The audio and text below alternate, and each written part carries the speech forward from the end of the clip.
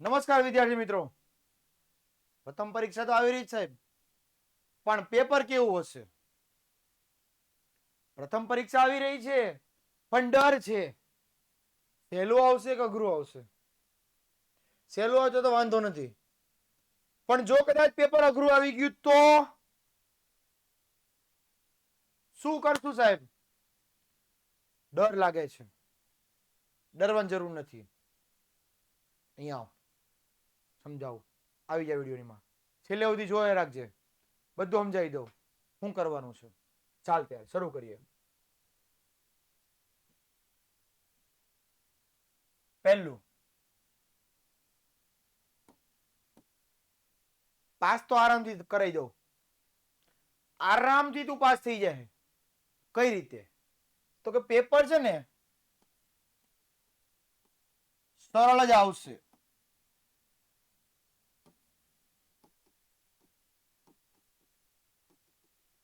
કેમ? તો પહેલું, આપણે તૈયારી અત્યારથી કરવાની છે. શરૂઆતથી જ આપણે વિભાગ પ્રમાણે ચેપ્ટર વાઇઝ તૈયારી શરૂ કરી દેવાની છે. CDBA આ ક્રમ. હજી આપણી પાસે ઘણા દિવસો બાકી છે. મંડી પડ ને, તહેવારને સાઈડ પર મૂક, ફાલતુ સમય બગાડવાનો બંધ કરી દે. મંડી પડ, તૈયારીમાં લાગી જા. બધું મૂક સાઈડમાં, તૈયારી શરૂ કરી દે. પેપર ભલે ને ગમે એવું આવે, અઘરું આવે કે સહેલું આવે, સારામાં સારા માર્ક લાવવાના છે. રેડી? આ પહેલું મનોબળ તમારું હોવું જોઈએ.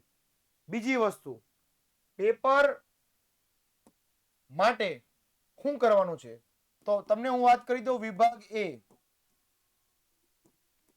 તો આ વિભાગ એ ની અંદર તો કે 1 થી 15 પ્રશ્નો આવશે. 1 થી 15 પ્રશ્નો. આની અંદર વિભાગ એમાં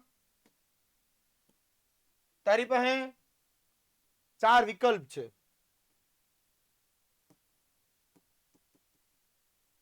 હારે હારે 4 ખાલી જગ્યા છે. 3 ખરા ખોટા છે. અને હારે હારે 2 જોડકા.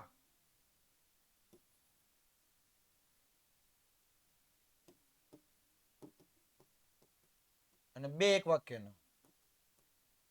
હવે આમાંથી શું કરવાનું છે સાંભળ તને કહું. તો કે 4 વિકલ્પ આપ્યા છે ને, હે, તો સામે 4 માં ઓપ્શન આપેલા જશે કે આમાંથી એક ઓપ્શન સિલેક્ટ કરો, ABCD. તો 4 માર્ક તો થઈ ગયા. 4 ખાલી જગ્યા. આમાં ABCD આપશે એટલે 4 માંથી એક ઓપ્શન સિલેક્ટ કરી લે. 4 ખાલી જગ્યા. તો એમાં 3 ઓપ્શન આપેલા છે, પહેલું, બીજું ને ત્રીજું. 3 માંથી કોઈ બે એક ઓપ્શન સિલેક્ટ કરવાનો રહે. તો એ થઈ ગયું. હવે આમાં ખરા ખોટું, વાક્ય સાચું છે કે ખોટું, 2 માંથી એક જણાવવાનું છે. રેડી? તો 3 માંથી 3, 2 જોડકા. 2 જોડકા. હા, મામે 2 અબ આપેલા છે, એ કરી નાખવાના. 2 એક વાક્યના. હાલો, એ કદાચ નહીં આવડે, કારણ કે એ આપણે વિચારવો પડે, કારણ કે આમાં તો તમારી પાસે જવાબ આપે ઓલરેડી હશે જ સામે. તો 4 ને 4 8 ને 3 11, 11 ને 2 13 માર્ક પાક્કા.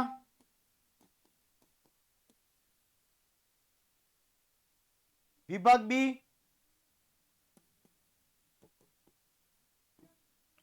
તો એના માટે શું કરવાનું છે? ઈઝી બનાવવા માટે, પેપરને આપણે ઈઝી બનાવવું છે, તો શું કરવાનું છે?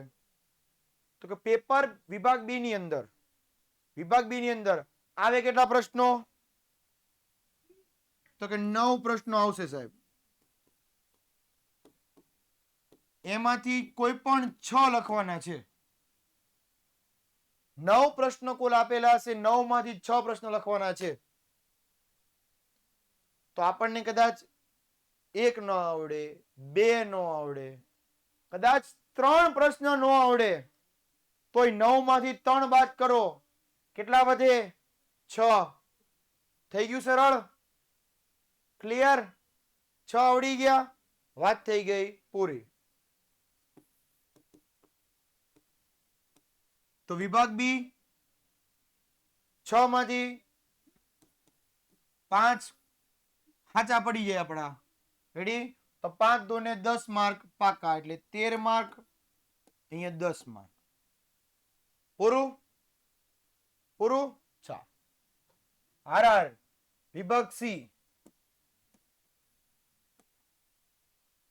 તો હવે વિભાગ સી માટે શું કરવાનું છે?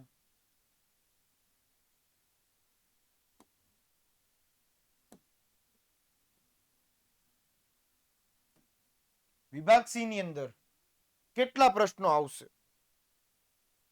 તો પહેલું 8 પ્રશ્નો આવશે. 8 માંથી લખવાના કેટલા? 5.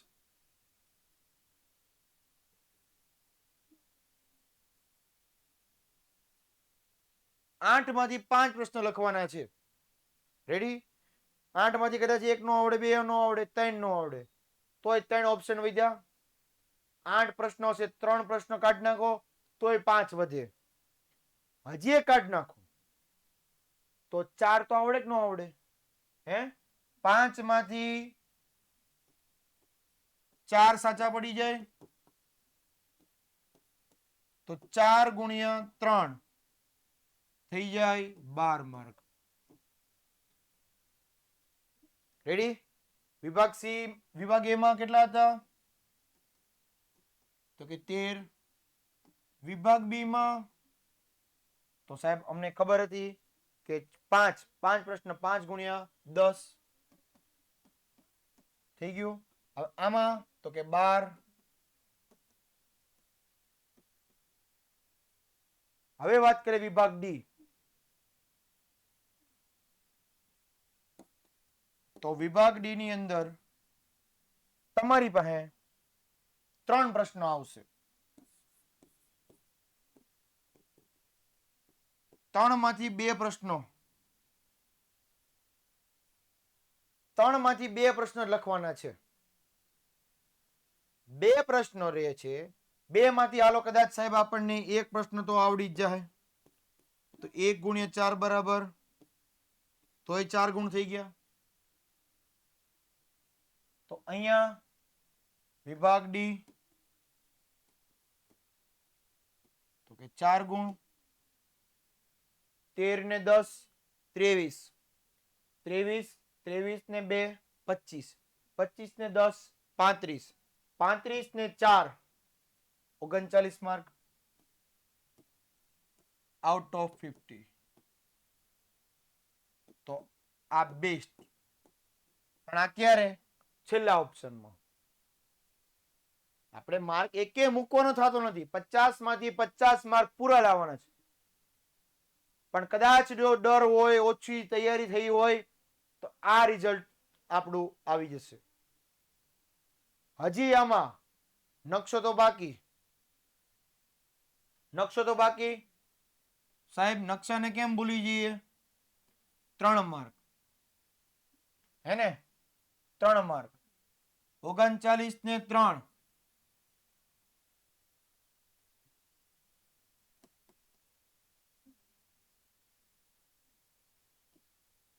42 થઈ ગયું. આરામથી પાસ થઈ જાઓ. પણ નહીં, બેસ્ટ રિઝલ્ટ આવશે. 50 માંથી 50 માર્ક પૂરા લાવવાના છે. ડરવાનું નથી. એના માટે શું કરવાનું છે? ડર લાગે છે? ઓકે, આ તમારા માટે વિદ્યાકુલ એપ્લિકેશન તમારા માટે લઈને આવે છે. બેસ્ટ રિઝલ્ટ, રોજે રોજ લેક્ચર. હજી સુધી ક્યાંય જોડાણા, પરીક્ષામાં તૈયારી કરવી છે, આવી જાઓ. Full year study, lecture notes, best result, WhatsApp support. Admission મેળવ્યું છે 99 244 45 400 ફોન કરી દે. આજે જ વિદ્યાકુલની અંદર જોડાઈ જાઓ. બીજું સાહેબ આર મટીરિયલ જોઈએ છે.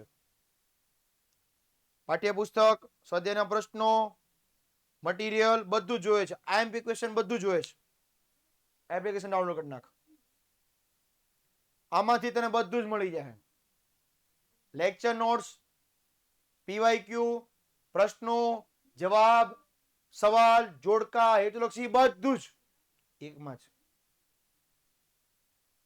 અરે યાર તમને કેટલું આવડે છે એ ચકાસવું છે તો પ્રેક્ટિસ MCQ મૂક્યા છે. હું કામ ડરશો? જોઈન કરી નાખ. બીજું એક જ કામ કરવાનું છે તમારા વિદ્યાર્થીઓએ. શું? 10 વિદ્યાર્થીઓને તમારે આ બંને વસ્તુ શેર કરવાની છે. અત્યાર સુધી અમે વિદ્યાકુલ હર હંમેશા તમારા માટે બધું જ વસ્તુ લાવીએ છીએ. મોટા સવાલ, નાના સવાલ, વિભાગ બી, ટૂંકા પ્રશ્નો, શોર્ટ્સ, મનોરંજન, ઈત્ત પ્રવૃત્તિ બધું જ તમારા માટે કરીએ છીએ. તો તમે અમારું નાનું કામ ન કરી શકો? શું નાનું કરવાનું છે? 10 વિદ્યાર્થીઓને તમારા સુધી આ બંને વસ્તુ શેર કરવાની છે. અમારા 9.5 લાખ સબસ્ક્રાઇબર જે છે એમાં તમારે 1.1 મિલિયન વ્યુઅર થઈ જાય એટલું કરવાનું છે. ચેનલને સબસ્ક્રાઇબ કરવાની છે, લાઈક, બેલ આઇકોન, સાથે સાથે આ એપ્લિકેશન ડાઉનલોડ કરવાની છે. આમાંથી મટીરિયલ મળી જાય, આમાંથી ભણવાનું મળી જાય. તમારા માટે તનતોડ મહેનત કરીએ છીએ, રાત દિવસ એક કરીએ છીએ. બસ આટલું જ તમારે કરવાનું રહેશે. રેડી? વિનામૂલ્યે બધી વસ્તુ તમને મળે છે, એનો લાભ ઉઠાવી લો. હવે વાત કરીએ આગળ.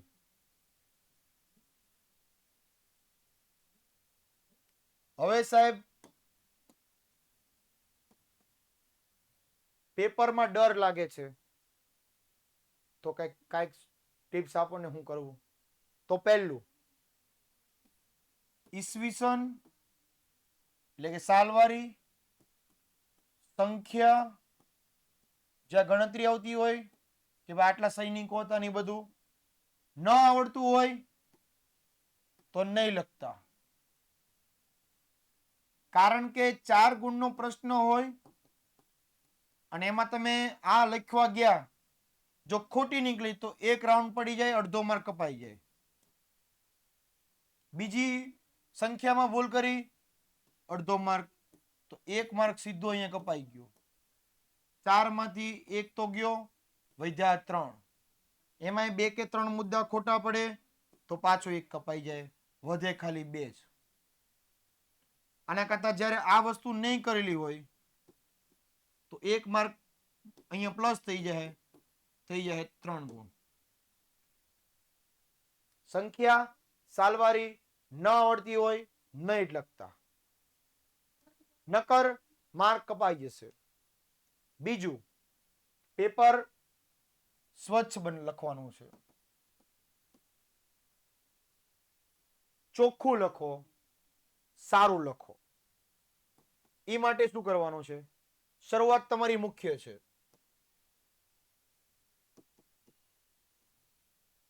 શરૂઆત શેની વાત કરો સાહેબ? તો કે જે પ્રશ્નો પહેલા આવડે ને એ પહેલા લખવા. કેમ સાહેબ? એમ first impression is the last impression. આવડતું હોય એ પહેલા લખો, તો જેનાથી શું થશે? ચકાસણી કરનાર વ્યક્તિના મનમાં સારી છાપ ઊભી થાય કે ભાઈ આ વિદ્યાર્થીને આવડે છે, તો આનો બને ત્યાં સુધી માર્ક આપવો નહીં. પહેલાથી જ જો ફાંકા મારેલા છે, ખોટું લખેલું છે, ગમે તેવું લખેલું છે, ચકાસણી કરનાર અડધો માર્ક કાપવાનું શરૂ કરી દેશે અને એને લાગશે કે આ વિદ્યાર્થી પાસે આવડતું નથી. એટલે શરૂઆત જ સારી કરો. બીજું, વિભાગ વચ્ચોવચ્ચ લખો. વચ્ચે હેડિંગ આપો, પ્રશ્ન નંબર પૂરો થાય એટલે 1 લાઈન છોડો, વિભાગ પૂરો થાય નવા પેજે. નાની નાની વાતને છે ને, નાના નાના મુદ્દાઓ ધ્યાને રાખશો ને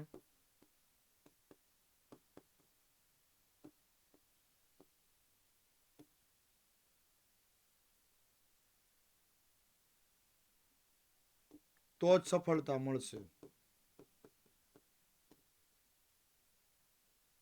સફળતા ત્યારે જ મળશે જ્યારે નાની નાની વાતનું ધ્યાન રાખેલું હશે.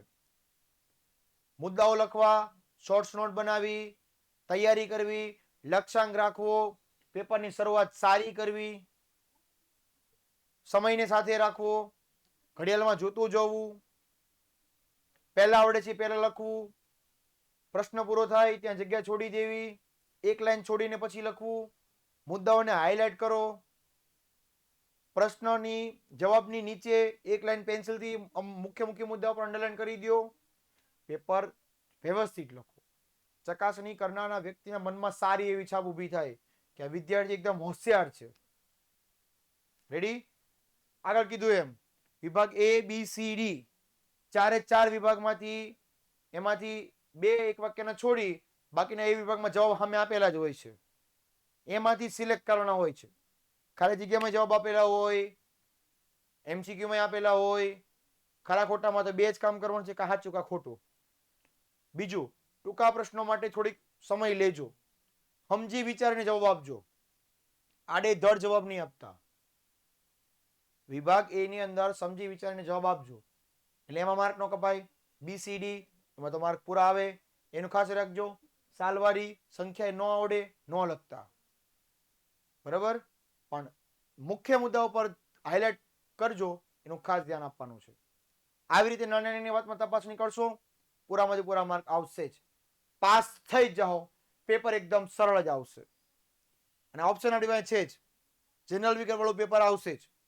અથવા તો અથવામાં પ્રશ્નો આપેલા જ હશે કે આની અથવામાં આ. ડરવાની કોઈ જરૂર નથી.